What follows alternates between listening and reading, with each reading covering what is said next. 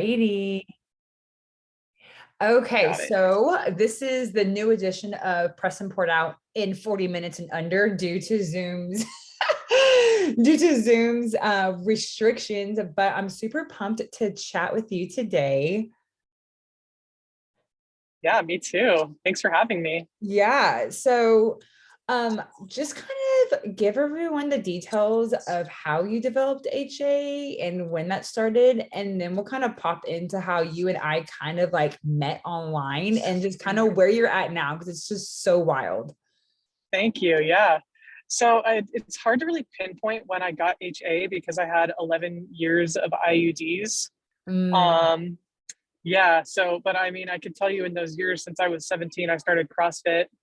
And I joined the fire department at 21. So my life was like not sleeping, training, and then I always wanted to stay lean, but I also like would call it uniform jacked, where I'm like still muscular in my uniform. yeah. So No, that's so real because I even remember just wanting to stay lean from event to event to event to event, and just winds up being like year round. it's totally year round, and then you always justify it with like, I'm like, hey, my job relies on this. But it does not rely on being lean, actually. Right. Firefighting. So yeah, I actually started developing some digestion problems in February of 2021. I wasn't pooping every day, and I usually poop every day.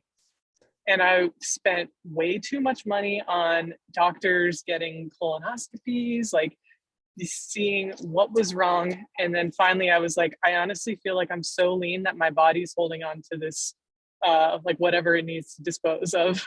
So that's so interesting that you said that because I am always like, there are so many signs that happen before HA develops, and almost all of them have to be gut related, like to the point where whether it's like just really, really intense gas, really, really Yep. intense bloating, all of a sudden like you're not pooping normally. And now looking back and having all the wisdom, all the experience, you're like, well, yeah. Well, when you undereat to such a degree, you're just going to have less coming through, but also because it impacts your thyroid, which impacts your gut mobility. You know what I mean? Exactly. It's such a huge thing to think about.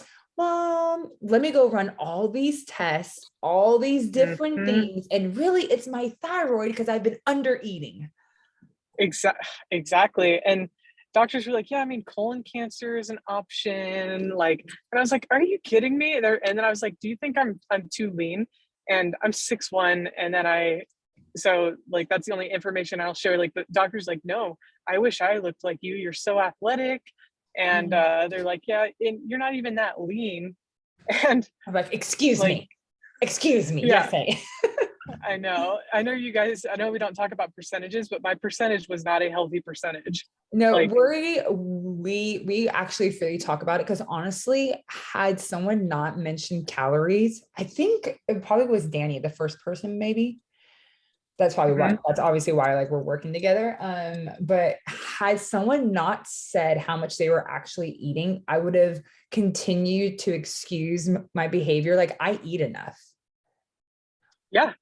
Yeah. And that's my thing too. Like, it is actually kind of hard for me to relate to certain people because I'm like, well, I was eating 2,300 calories this whole time. Hmm. Hmm. Like, but I was Yeah. also training twice a day. I'm 6'1". Like, Yeah. I have an active job. Like, and like, so they're like, yeah, like eat 2,500 calories a minimum. And I'm like, really? Like 200 extra calories? Like, okay.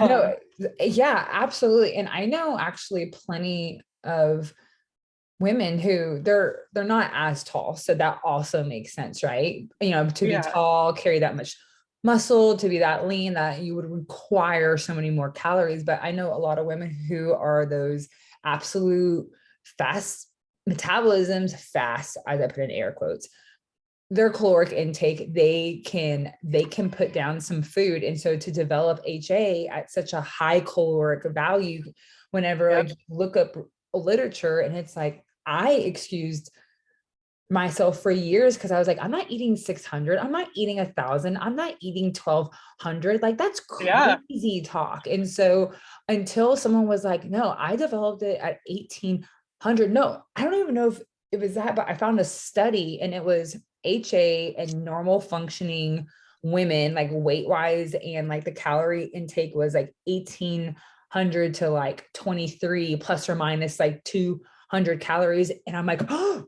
my gosh, it's me. Yeah, totally. And like that goes to show, I think part of my HA wasn't all, I mean, it was primarily, I think, my body fat, but I also like, I felt God pulling me in this like weird direction of like, so my job, you work 2 days on and 4 days off, but you respond to 911 calls throughout the night, throughout the day. So you're not sleeping. Um, Mm. so my department ran this new program where you work 3 12-hour shifts a week and an 8 hour plus an 8 hour shift every other week, but you're sleeping in your own bed. But no one wanted to do it because you strictly respond to homeless people and vulnerable adults who need to be connected to like adult protective services. So I was like, this sounds like the worst. This does not sound like my style, but I was like, God is like pulling me in this direction and it looks good for my resume. And I was like, I just feel like I need this sleep. So I got my IUD removed, and still like 8 9 months had passed and I didn't do this position yet. I gained like a little bit of weight. I took this position. I started sleeping 2 months into the sleep and a little more weight gain. I got my first period. So what you were Yeah. saying about people eating enough, I'm like, there's got to be a stress point in there somewhere too. Oh, 1,000%. So I actually know a lot of women who are on night shift or you know what I mean? Just Mm-hmm. and then the like you like they'll go so like newly recovered and they'll go from ovulating to like struggling to ovulate. And I'm like, I swear there's nothing wrong with you, but I don't think we understand the stress component of your circadian rhythm Yep. and being awake whenever you're actually meant to be asleep. I mean, it's probably a reason why it's considered like a cancer, a cancer causing, Yeah. carcinogen, like just working nights. So Yeah. that is wild. So meaning that you recovered basically on your own, right? Was that before or after the HA Society? Because I feel like, go ahead. So I got my period before I joined the HA Society, but Okay. I used Danny and yours podcast to really like push me through the days where I'm like because I commute only 45 minutes, but I'm like I would just kind of listen to like all the episodes and just kind of be like, okay, like when you go, it sounds so pathetic in my mind now, but it's just so real. I'm like, when you go home, like I know how hungry you are, eat the food and don't feel like because I didn't get a workout at work today that I need to work out. Yes. So So I kind of use that yeah. reassure me. Oh yeah. There's so many We're all things. just asking for permission. Sorry. Mm. And No, we no, all know no. the answer. Yeah, no, that's so good. So that's why a lot of times, like whenever like we do coaching, it's like you actually already know the answer. I'm just here to help you and gently hold your feet to the fire. You know what I Yeah. mean? And so, okay, so you recovered, and then now like you had been cycling. So then by the time like we had kind of like met online type of thing, like you had already had 4 cycles, right? So like you were just like making sure that you were cycling, ovulating type of thing. Yeah. So I had 4 cycles and I still felt like I was like, I mean, I think I joined the HA Society after I got my period just because I was like, something is missing here. Like, I got my period, and all I want to do is see how lean I can get before I lose my period again and how much I could push it. So So I joined the real. society. That's so real. So I know that after I got my first cycle, I was like, okay, that was a crazy experience. Yeah, What can it I won't happen do? again. Yeah, I was like, okay, like where's the middle? You know what I Yep. mean? Like, but like where is the boundary? Type of thing. So I think it's so common. And I love that you pointed that out because a lot of times I think that we think that physical healing means that everything healed. Hmm. No. And so like sometimes, like sometimes like the Lord heals us physically first. Sometimes he like, brings this through like all the mental, emotional, and then the physical. But the thing is that we never really get to skip that part of the healing. I know. I'm just like, we're talking, because I even told you this like 2 months ago when we planned our thing. I was like, yeah, Yeah. I'm not fully recovered. And even 15 weeks pregnant now, I'm still not fully recovered. I'm like, well, it's weird. Like my actions show that I'm recovered because I let myself eat how I want to eat, but my self criticism is still like, I don't Mhm. know if you should do that. Like, I don't know. And then I'm like, I have to do this for the baby, but I'm still like, there's still that stupid battle and energy in my head, you know? Yeah. And I love that you're so open about this because I feel like a lot of people um can relate to it like 1000%, right? That's why I was like, girl, no, come on. Like, like we're just gonna talk about because I do think that it is a process of learning to one, just be aware of the voices. And most of the time we're like, yeah, I'm pretty aware. Like I'm aware, right? But what does it look like? What does it look like to no longer agree with it? Totally. And Right? it's, yeah, you're right. You know what I mean? To the point where like, like the point of healing again doesn't always mean that like, yeah, because you're like, I could fake it right now by eating Uh-huh. the thing because I'm pregnant. And so I've then therefore given myself permission. But I can imagine what's kind of like in your mind is like, man, what happens after the baby? Like, will I still give myself permission or will I circle back around to this? Right. And so, Yeah. that's a very real thing. And there's so many reasons to not circle around to it. Like I already know, like I've been tracking my food for 7 years. Like it's not going to take me 7 months to stop like obsessing about food. But I'm like, I want to be able to breastfeed. I want to produce breast milk. I want to be able to get pregnant again. I want to set a good example for my daughter. There's, and all of my actions follow through with this, but it's my mind that it's literally still, it's the exact same thinking as I've always had, but I'm able to act beyond it now, but it's still there, you know? Yeah. And so one of the things that because like I think all of us had that to where it's like, am I a fraud? Am I a Oh fraud yeah. mom? Like, am I like a crazy, you know what I mean? Just like all these thoughts. And so I think it's kind of like learning to, I think that's the biggest thing is, can I sit here and not agree with the thoughts? And then on top of it, can I actually just pause and ask God, okay, what do you say about this? Right. You know what I mean? And not in like this condemnation way and not in this like, well, you should know the answer, right? Because his word says that, he will lavish wisdom and understanding upon us, right? So it's kind of like one of those things of like, okay, Lord, like I know what the world's told me. I know what I've kind of been trained to think, but like, what do you have to say about this? 100%. And I think it comes down to seeking worldly pleasure and not godly pleasure. And it's like, I'm ashamed to say that, but I'm like, every time I think about like, oh, like this has too many calories, it's just a selfish thing of me kind of just not even thinking about God, not thinking about how I can glorify him, just thinking about myself and how I look to other flawed people. Yeah. So So, I had like this big like aha moment where, I was like, hold up.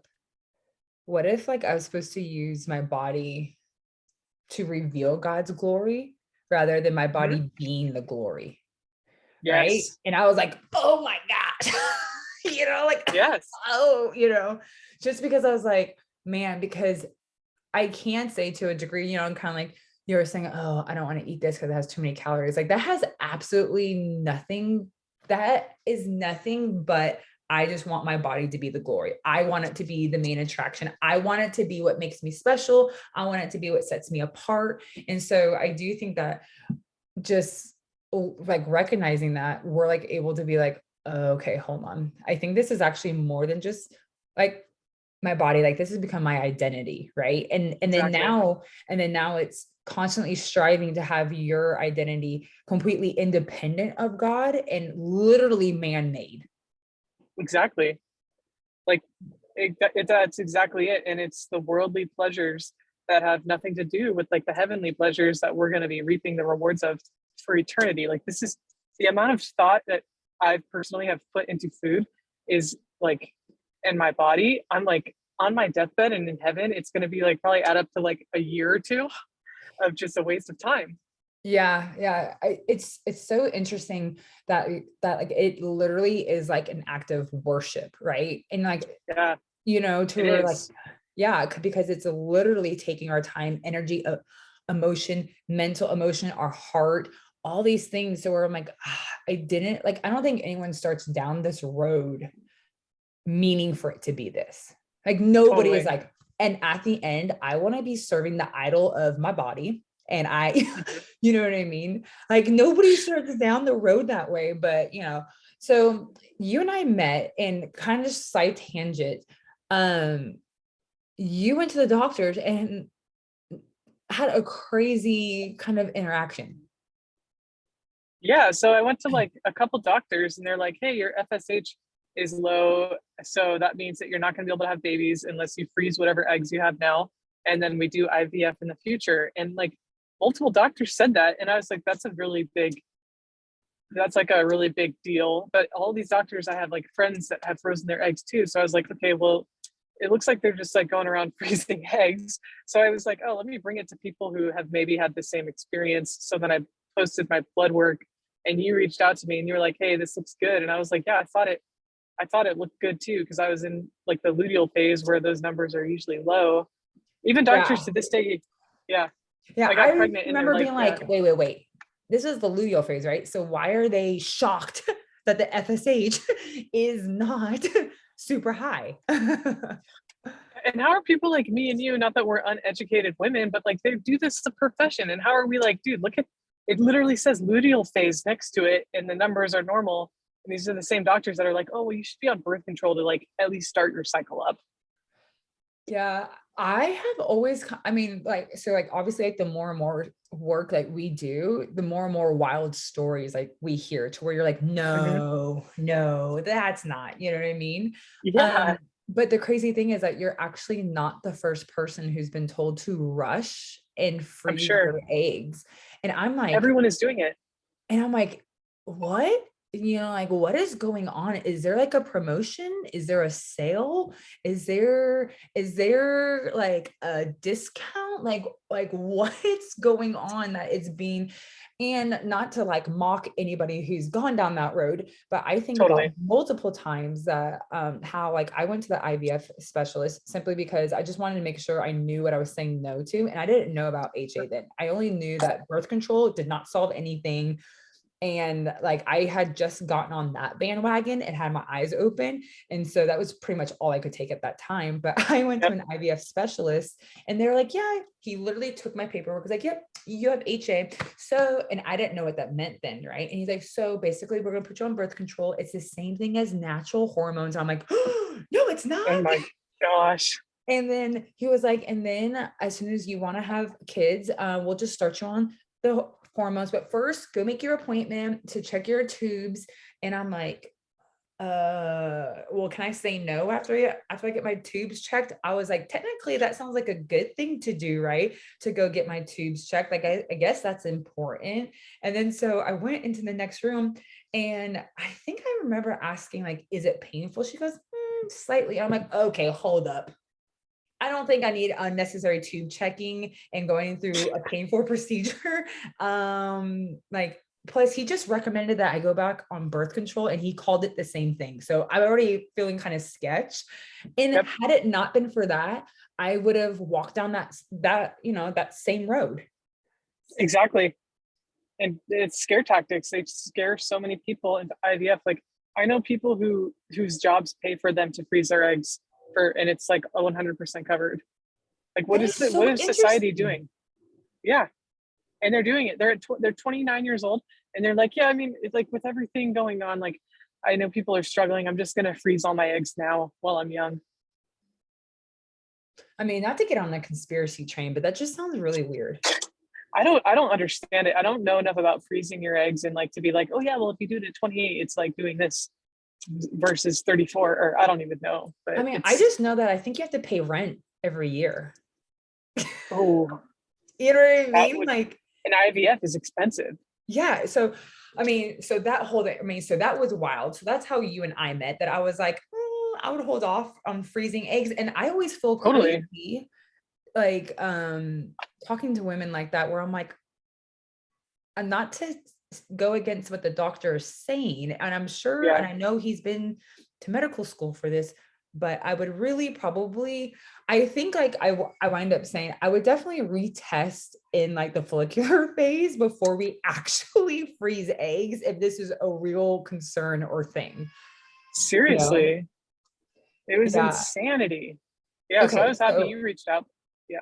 yeah, so that's wild because they were talking about how like you wouldn't be able to get pregnant, and you, my friend, Yeah, I got pregnant like probably a year or two before we even wanted to start trying, because I was just trying to get my hormones right before we started trying. yeah, And it was, the weird thing was, so I had 4 periods before I got pregnant.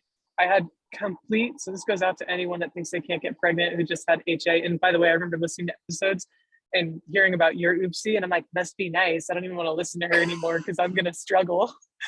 Um, so I had complete I had complete vaginal dryness still, like all throughout my IUDs, all throughout my HA. Even when I recovered, I had complete vaginal dryness. And I read like finding your fertility, taking charge of your fertility. I had a temperature armband because at night when I wake up at yeah. calls, like, or in the morning, like if I would get a call at 5:45 at work, I can't just take my temperature before I go onto the rig. Excuse So, me. Excuse uh-huh. me. Oh yeah, let me get this 5 minutes under my tongue. So my temps were in the 96s this whole month. Um, and we still do the withdrawal method. And I ended up not getting my fifth period. And I was like, I don't even know what's worse, going back into HA after I've already gained 20 freaking pounds or a certain amount of weight that I didn't want to gain, or being pregnant like a year and a half before we wanted to start trying. My boobs were killing me. And I was like, I think I'm pregnant. And we actually ended up getting pregnant, and it just feels like God's timing. But I was still shocked, like, hey, complete vaginal dryness, like, That is, and yeah. temps in the 96s. That is wild because again, the more and more like we do this, because it winds up people who like want to get pregnant are super like motivated. So they tend to be the ones that sign up for coaching just kind of like a little bit more. And Yeah. I've had one person who was also in like the 96s as well. And then, Uh-huh. and when I saw her chart, I was like, there's no way. I'm pretty sure this is outside of the ranges. And sure enough, she was pregnant. And I'm just like, well, Yeah. look at you, little Congrats. outlier. Look at you. Yeah. Right. Yeah. So So, oh my God, for literally, sure. how long after since your appointment to freeze your eggs did you get pregnant? Wow. I got pregnant a month after. So, like, one could say, oh, yeah, well, you probably had enough eggs at that point to get pregnant. But you know what I mean? Like, there's always those Yeah. people, but still, I'm 27 years old, and I'm like, dude, I don't, I My think they eggs are just wanted my fine, money. My guys. eggs are fine. Yeah. My sex hormones, like, my blood work has gone from like horrible to so good with the weight gain alone. And then it got even better once I was sleeping more. Yeah. So I remember my like estrogen was like just because you get to convert it, but it was like point Mhm. zero zero 0.006, which winds up being like six.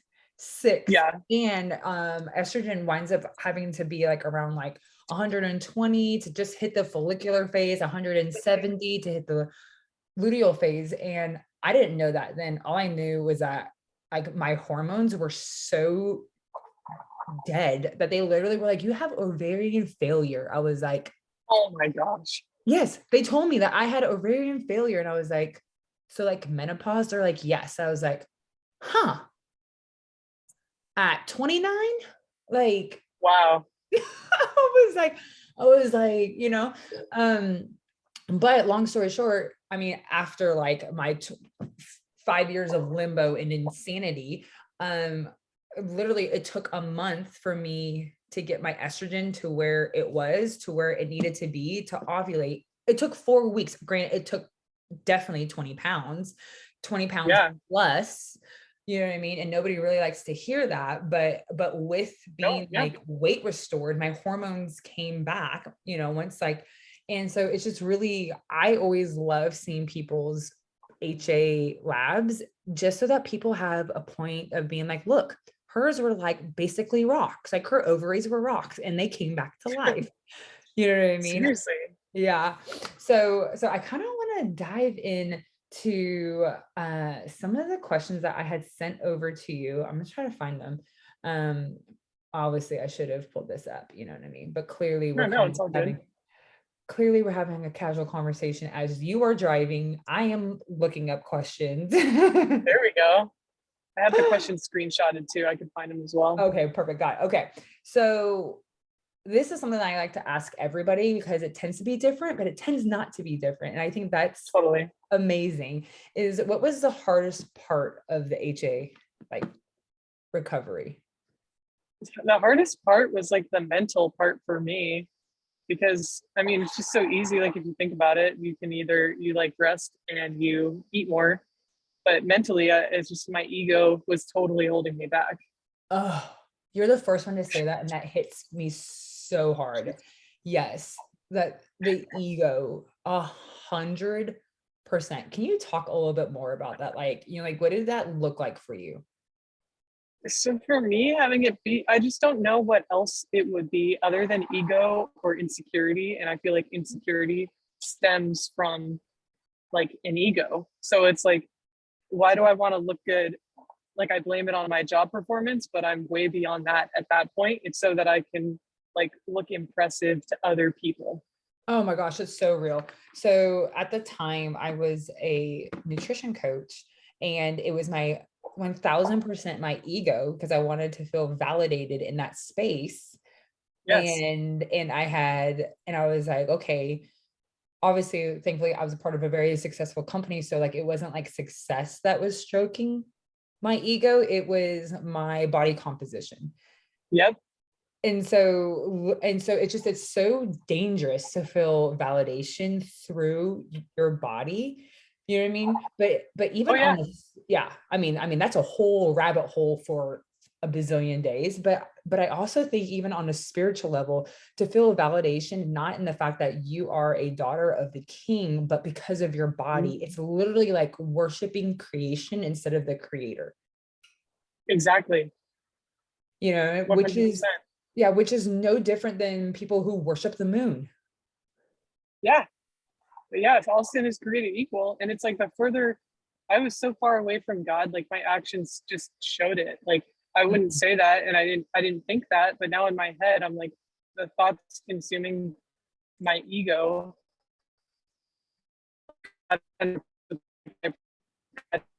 these are all convenient ones, and it's like, oh, conveniently want to be shredded. Where it's like, I know some people like this doesn't help them, but it helps me. I'm like, people are fighting cancer. People my age are like homeless and have like a year to live, and like sitting thinking like, oh, like I need to Oh, I think thinking I lost you. want and need. Yeah. Yeah. Oh, there you go. Like yeah, like my desire to be lean and shredded, like versus people with actual like medical diagnoses. Like I don't know. I feel like I was out of touch with God and like the reality of what life is about. Yeah, and I think that there's this weird twisted assumption that like we can balance both at the same time.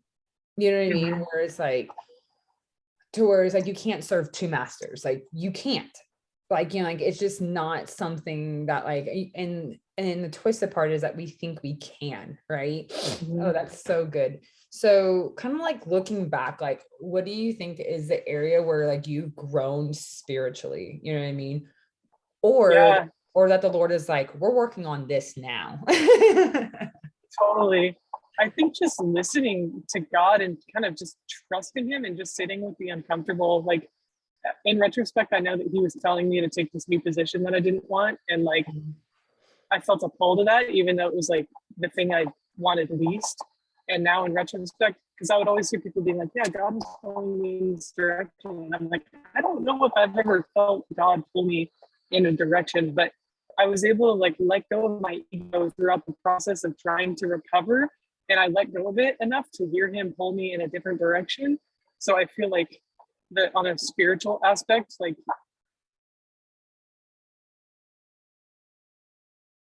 him and myself and my parents, if that Yeah, answers the question. yeah, no, that's so good because think about like you literally your ego will never line up with the voice of God. Like it's never Yes, going to be like, yeah, we're on the same track. exactly. Oh, Exactly. that's so That's so good. Okay, Yeah. so then like you kind of talked about this like a little bit. So like you could totally pick something else or like even explore more, but like so what was the hardest thing to let go of during HA recovery that you think played the role in healing? Mm. I think the hardest thing to let go of was like how the opinion of others like affect me in all aspects of life. Oh, Like so I've good. always I've always told myself, like, since I've joined the fire service, people, like, there's always people who have something to say. I'd be like, okay, the opinion of others is none of my business unless it has to do with how I'm doing my job, as I'm literally shaping every action into how my body is going to look after it. So it's like that was probably the hardest thing, and it's still like a hard thing, although my actions are following through, but my mind still kind of goes to like, oh, that I still want to look this certain way, you know, like, oh, I'm pregnant, but I want to be like a fit pregnant person. Oh my gosh, girl, I had to navigate that. So, so I wound up getting pregnant at the heaviest I had ever been, right? And Which is a then normal size because you needed, yeah, yeah, sorry. right. And then Um, I somewhere in the midst of pregnancy, I was like, oh, hold on. This does not look as I thought it was going to look, right? And then so yeah, like I literally had to come to terms that I was subconsciously holding on to this fit chick pregnant look that like I thought I was going to be able to have and that like you should have, and then that I could justify in the name of health and all that. yes. It's weird. Like shame comes around that too because you dive deep and you're like, well, why am I comparing myself and putting so much worth on like these things when we both know it's kind of irrational and like I don't know, but we're still doing it and I'm still doing it, you know? Yeah. Yeah, no, I think it's one of those things. So, like, I think it has, like, I've been exploring this with God of like, like fearing God, like the Bible talks about that, but then like it gets kind of weird because you're like, I don't know if I really like what, like fear God. Like I thought like I thought like we're supposed to be like having like this like relationship. I don't know how fear fits into it, but it was one of those, I heard someone say that it's like, do you fear God more than you fear man? Meaning Mm, like, and so if we kind of just push that in this thing of like, do I care as much of what God has to say about my life as like some random stranger who happens to see how buff I am? exactly. You know Exactly. what I mean? And like and then in that terms, I can separate and be like, oh no, I totally care. And so then so because it's actually called the fear of man, right? And then so like we Mhm. almost have this fear of man over like the fear of God. And like the fear of God is life giving and it's healing, right? And yet the fear Yeah. of man keeps us chasing and inadequate and unsatisfied and constantly trying to prove ourselves time and time and time again. And so then that's when I was like, oh my gosh, I hate to admit it, but I think I care what other people think. And I hate that. Yeah, I know. And I like what you said about like the striving for so many things because HA, like, and not even just HA, but what we're talking about, like, it's not just like, oh, I want to look a certain way. It goes down to like, oh, well, if I don't exercise, like, I'm lazy. And Oh yeah. I think lazy people are gross and therefore I'm gross, you Yeah. know? So it goes into so many, like, the perfectionism, like, type A type of mentality. Yeah, I had posted something, I think it was like yesterday or like the day before, of like HA was an opportunity to heal a whole bunch of broken areas. And I Mhm. was like, gosh, I had you tell me that in the middle of it, I probably would have punched you. I probably wanted nothing to do with it. So all my mental healing came afterwards, just like you. You know what I mean? So you're like, where you're like, I got it, but you're like, all my healing came in the cycles and the periods after, and the having to sit at that weight and learning having to sit at that weight and really having to learn to be like, can I at least have enough reverence to not go up to the Lord and be like, I don't agree with you. I only am worthy when I look this way. Yeah, You know what I mean? I was like, exactly. I was like, can I at least have enough reverence for the Lord? You know what I mean? To, and so my healing came after. There was no pre-healing before. Totally.